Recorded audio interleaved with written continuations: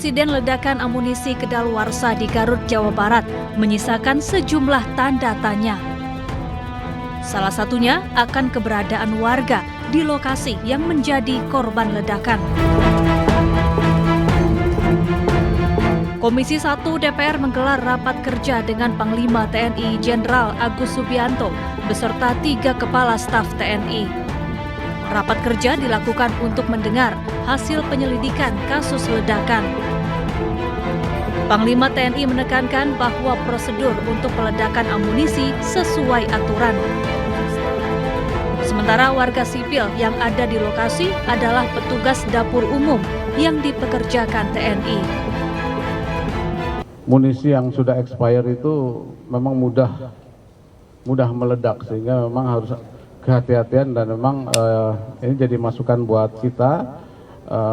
SOP-nya nanti akan kita rubah. Sebenarnya kita tidak melibatkan warga sipil ya dalam pemusnahan bahan peledak yang sudah expired. Sebenarnya masyarakat sipil itu tukang masak dan pegawai di situ. Panglima TNI juga memastikan seluruh korban meninggal dunia akan menerima santunan. Sebelumnya, ledakan dahsyat terjadi saat pemusnahan amunisi kedaluarsa milik TNI Angkatan Darat di Garut, Jawa Barat. 13 orang tewas, 9 diantaranya warga sipil dan 4 anggota TNI. Kegiatan pemusnahan ini sudah rutin dilakukan dan berlokasi di lahan milik Balai Konservasi Sumber Daya Alam. Lokasi ini sangat jauh dari permukiman warga dan berjarak sekitar 100 km dari pusat kota Garut. Tim Liputan iNews melaporkan.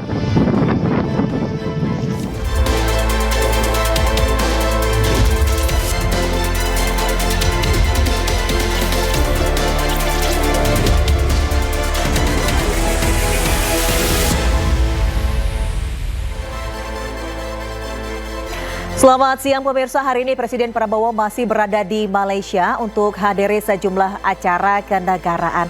Sementara itu rencana masuknya game online dalam kurikulum sekolah menuai reaksi beragam dari masyarakat. Pemerintah pun keluarkan aturan untuk mengurangi dampak buruk game online. Dan selain informasi tadi, kami juga akan hadirkan beragam informasi menarik dan terkini terkait kebijakan hingga kegiatan para pemimpin bangsa. Bersama saya Desvita Biunda, inilah Pemimpin Rakyat, Pemimpin Beraksi, Rakyat Awasi.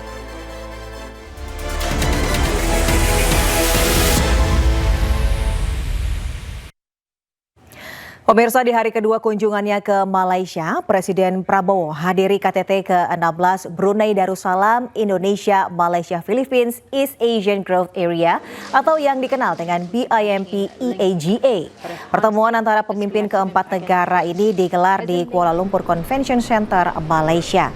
Pertemuan berfokus pada penguatan konektivitas dan pembangunan ekonomi subkawasan Timur ASEAN. BIMP EAGA adalah subregional ASEAN yang dibentuk pada 1994. Tujuannya untuk mempercepat pembangunan di wilayah perbatasan. Wilayah ini meliputi Brunei Darussalam, Indonesia bagian timur, Malaysia yang berbatasan langsung dengan Indonesia, dan seluruh Filipina Selatan.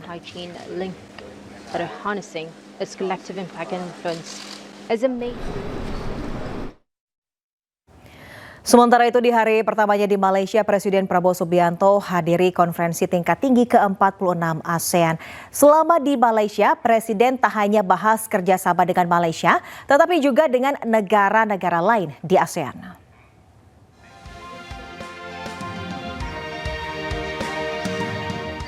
Presiden Prabowo Subianto menghadiri gala dinner KTT ke-46 ASEAN di Kuala Lumpur Convention Center, Malaysia.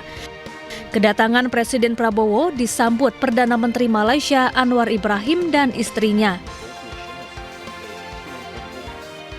Gala dinner digelar untuk mempererat hubungan antar pemimpin kawasan dalam suasana informal dan penuh keakraban. Selama di Malaysia, Presiden Prabowo juga bertemu dengan sejumlah pemimpin kepala negara. Presiden Prabowo bertemu dengan Perdana Menteri Laos, Sonexai Sivandon, dan Perdana Menteri Singapura, Lawrence Wong Shyun secara terpisah. Pertemuan antar kepala negara ini berjalan tertutup. Pembahasan fokus pada peningkatan hubungan kerjasama antar negara ASEAN. Keharusan dari negara-negara ASEAN untuk meningkatkan kohesivitas dan kekompakan sehingga kita benar bisa menjadi kekuatan regional yang diperhitungkan, kemudian juga menjadi sebuah kekuatan yang benar-benar bisa bermanfaat dengan semua potensi. Populasi ASEAN ini menurut catatan ada kurang lebih 660 juta penduduknya. Ini merupakan sebuah kekuatan ekonomi yang besar. Kemudian kita juga punya berbagai komoditas yang bisa saling diperdagangkan dan ini merupakan satu kekuatan ekonomi sendiri.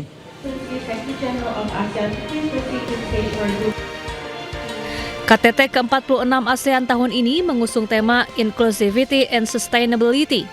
Negara-negara di Asia Tenggara memperkuat kerjasama di tengah tantangan global. Negara yang hadir meliputi Indonesia, Malaysia, Singapura, Thailand, Filipina, Brunei Darussalam, Vietnam, Laos, Myanmar, dan Kamboja.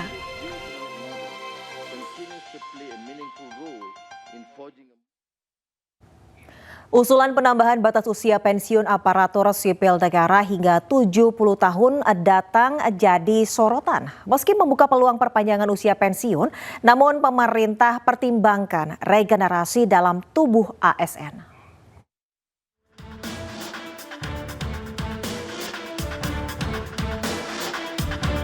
Usulan untuk menaikkan batas usia pensiun ASN menjadi 70 tahun disampaikan Korpri. Tujuannya untuk menyesuaikan dengan dinamika dan kebutuhan organisasi. Kantor Komunikasi Kepresidenan mengklaim usulan bisa diterima, namun harus melalui kajian mendalam. Karena sebagai sebuah usulan tentu sah-sah saja dan usulan-usulan yang baik tentu kita tampung saja.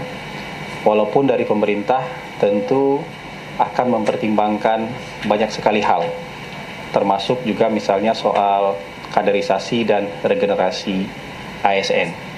Dan ke depan tentu kan pemerintah harus mempersiapkan generasi-generasi baru ASN yang mumpuni, yang akan memimpin dan mengurus negara ini.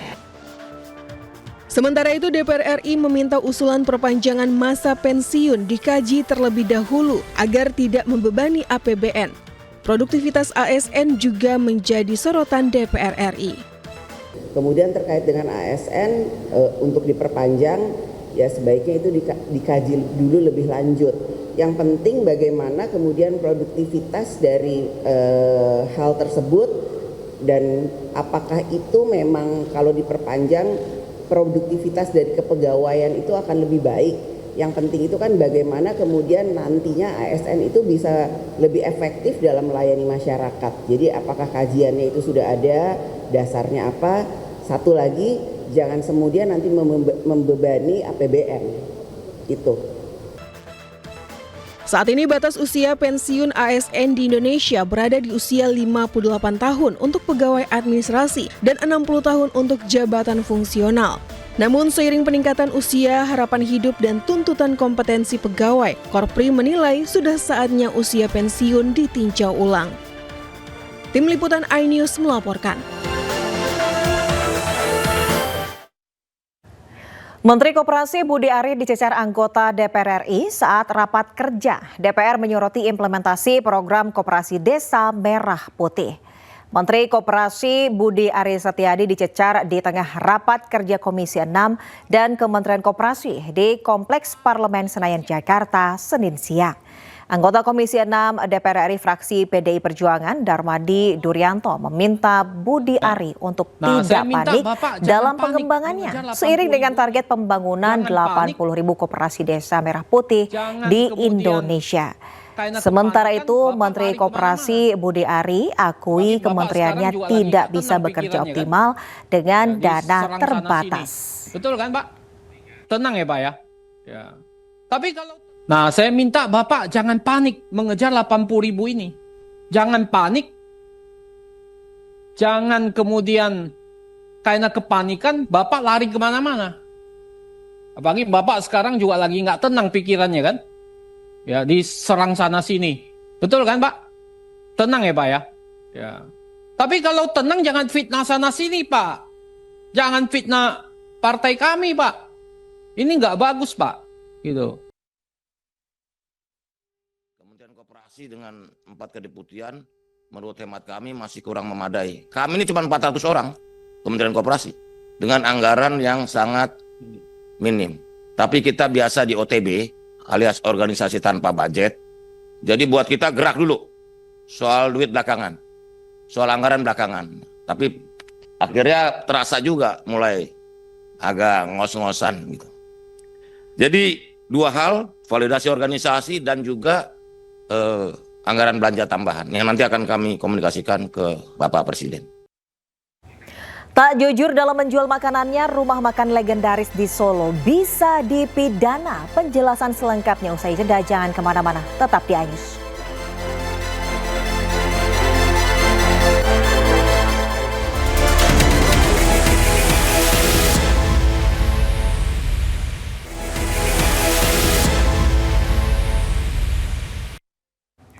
Anda kembali di iNews pemirsa. Mulai tahun ini sejumlah sekolah akan memasukkan game online sebagai ekstrakurikuler siswa. Sementara Kementerian Komunikasi dan Digital telah menerbitkan PP Tunas, yakni aturan yang membatasi penggunaan game online bagi anak agar tidak kecanduan.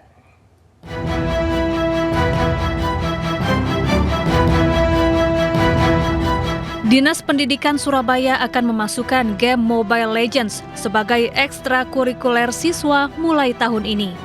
Program ini merupakan bagian dari penyesuaian arah pendidikan dengan minat anak di era digital.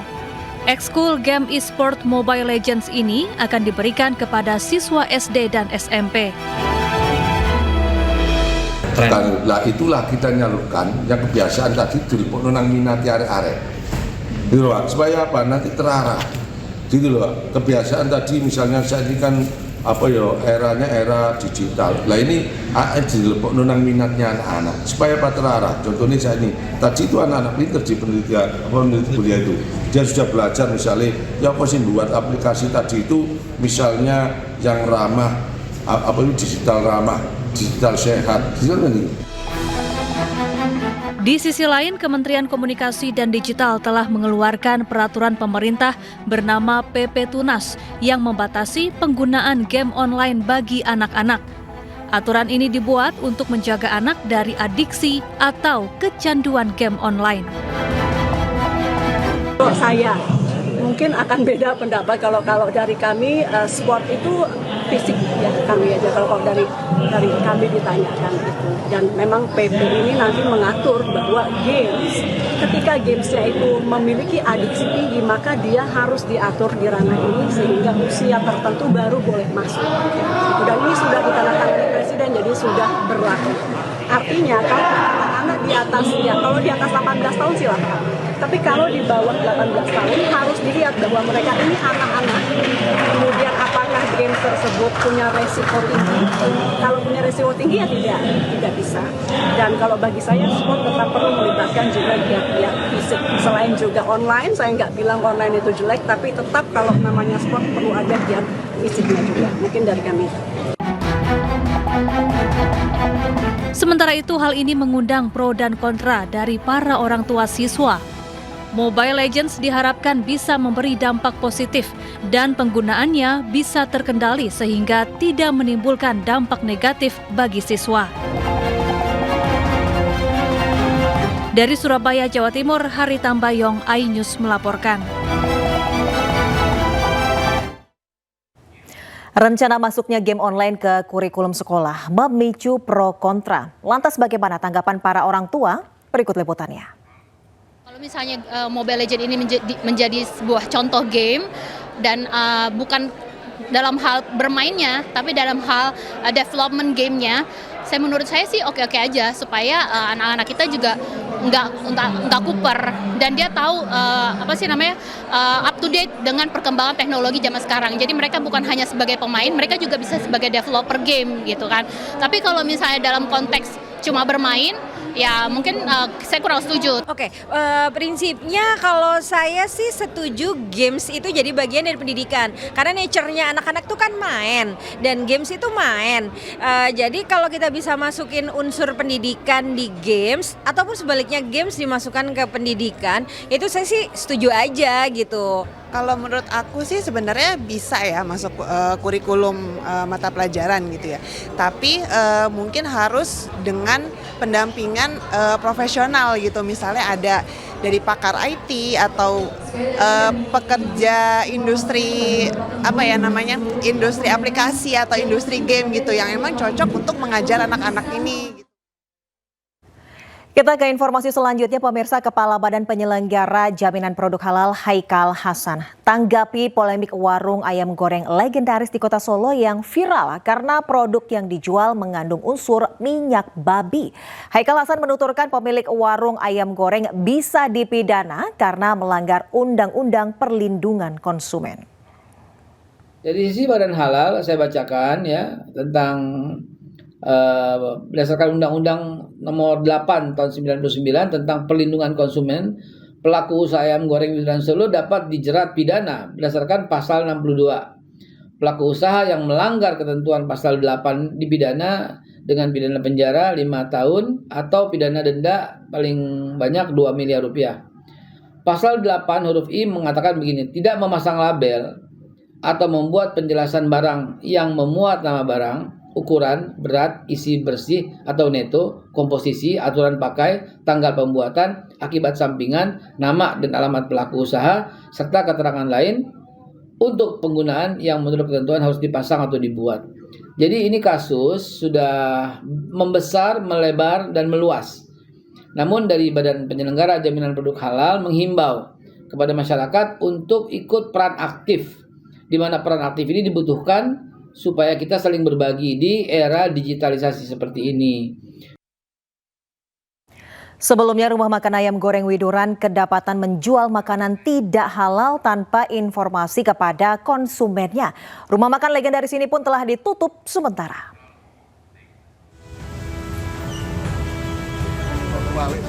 Viral diduga melakukan penipuan dengan mengklaim sebagai produk halal rumah makan legendaris ayam goreng Widuran di Solo, Jawa Tengah disidak Wali Kota Solo Respati Ardi. Sayangnya saat sidak berlangsung pemilik ayam goreng Widuran tidak berada di tempat. Sementara itu Respati yang ditemui langsung para karyawan dan sempat menghubungi pemilik melalui sambungan telepon meminta restoran tutup sementara hingga proses asesmen rampung. Ya tentu ini sudah 50 tahun, ini saya cukup kecewa dan ini untuk menjaga kerukunan umat beragama, satu, kedua perlindungan konsumen, itu yang paling penting. Konsumen itu dilindungi haknya untuk mengetahui barang apa yang dijual sesuai dengan keterangan yang ada. Mas Wali tadi sempat telepon juga sama pemilik ya Mas Wali? Ya saya telepon Terus bagaimana Mas Wali? Ya beliau saya sampaikan ya demi kebaikan bersama bersedia menutup. Sebelumnya rumah makan yang berdiri sejak tahun 1973 ini viral karena diduga menggunakan bahan non halal tanpa mencantumkan label secara eksplisit. Karyawan restoran pun mengonfirmasi label non halal baru dipasang beberapa hari terakhir setelah muncul banyak komplain dari pelanggan. Dari Solo, Jawa Tengah, tim liputan iNews melaporkan. Usai jeda kita akan melihat interaksi antara Wakil Presiden Gibran dengan warga saat cek pelayanan fast track di Solo, Jawa Tengah. Kami kembali sesaat lagi.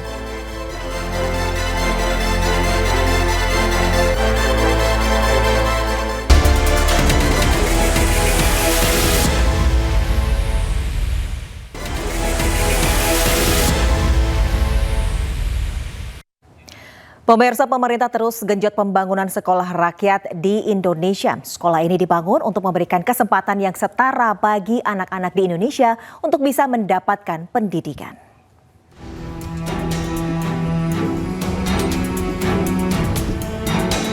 Menteri Sosial Saifullah Yusuf terus berkunjung ke rumah-rumah anak calon murid sekolah rakyat. Kali ini Mensos mengunjungi seorang ibu penyandang disabilitas di Banjarnegara, Jawa Tengah. Berdiri di atas tanah milik PT KAI, Rustini menjalani hari-harinya sebagai buruh cuci panggilan. Penghasilannya tak menentu, kadang hanya Rp50.000 per hari. Kondisi ekonomi ini memaksa anak pertama Rustini, Rizky, untuk berhenti sekolah saat masih duduk di bangku kelas 8. Namun melalui program sekolah rakyat, Rizky bisa kembali melanjutkan pendidikan melalui program paket kejar.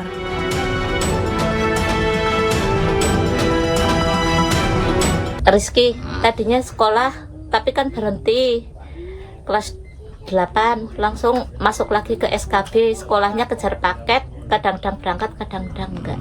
Lah ini pas mumpung ada asrama kan dia mau maju. Pemerintah pastikan seleksi masuk sekolah rakyat akan dilakukan dengan ketat. Tidak ada sistem titip atau transaksi. Hanya anak dari keluarga miskin dan miskin ekstrim yang bisa mendaftar. Sekolah rakyat ini menyasar keluarga-keluarga seperti keluarga Ibu Rustini yang banyak di sekitar kita. Khusus di Kabupaten Banjarnegara ini sudah ada alamatnya. Kita sudah tahu namanya, kita sudah tahu alamatnya, tinggal kita pastikan untuk bisa datang ke tempat atau ke rumah tinggal masing-masing. Sekolah rakyat akan berbentuk asrama dengan pola 24 jam pendidikan penuh bagi siswa dari jenjang SD hingga SMA. Lewat sekolah rakyat, pemerintah berharap bisa memutus rantai kemiskinan dengan cara yang berkeadilan dimulai dari pendidikan. Dari Banjarnegara, Jawa Tengah, Nurdin Fauzi, iNews melaporkan. Pemirsa, Wakil Presiden RI Gibran Rakabuming Raka meninjau pelayanan Fast Track Makarut di Bandara Adi Sumarmo, Solo, Jawa Tengah. Layanan Fast Track ini untuk mempercepat dan mempermudah proses kedatangan jemaah dari Tanah Suci. Ya, informasi ini sekaligus menutup Pemimpin Rakyat hari ini dan temukan informasi terbaru lainnya di www.inews.id. Saya Deswita Bionda dan kerabat kerja yang bertugas pamit undur diri. Pemimpin Rakyat, pemimpin beraksi, rakyat awasi. Sampai jumpa.